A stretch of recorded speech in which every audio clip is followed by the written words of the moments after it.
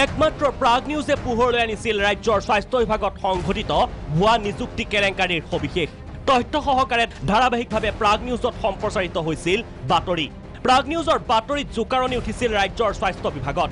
ঘোষণা হৈছিল তদন্ত গঠিত হৈছিল উচ্চস্তৰীয় তদন্ত বিভাগীয় তদন্তত এতিয়া পোহৰলৈ আহিছে স্বাস্থ্য বিভাগত কৰ্মৰত 402 গৰাকী কৰ্মচাৰীৰ নিযুক্তিয়ে ভুৱা বিভাগে চিনাক্ত কৰিছে সকল কৰ্মচাৰীক ইতিমধ্যে স্বাস্থ্য সঞ্চালকে সংশ্লিষ্ট জিলাসমূহৰ যুটীয়া স্বাস্থ্য সঞ্চালকলৈ প্ৰেৰণ কৰিছে এইখন পত্ৰ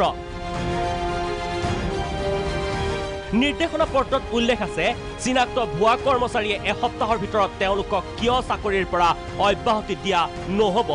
তাৰ কাৰণ দৰ্শাব লাগিব যদি নিযুক্তি ভুৱা নহয় বুলি প্ৰমাণ কৰিব নোৱাৰে তেন্তে তেনে কৰ্মচাৰীয়ে চাকৰি হেৰুৱাব অসমৰ বিভিন্ন জিলাত সেই সকল কৰ্মচাৰী কৰ্মৰত হৈ আছে ভুৱা কৰ্মচাৰীক চিনাক্ত কৰা হৈছে যদিও এনে নিযুক্তিৰ আঁৰত কোন কোন বৰমৰীয়া জড়িত সেয়া এতিয়াও ৰহস্যজনকভাৱে পোহৰলৈ অহা নাই গুৱাহাটীৰ পৰা বিতুপন বৰাৰ সহযোগত news desk report Prag news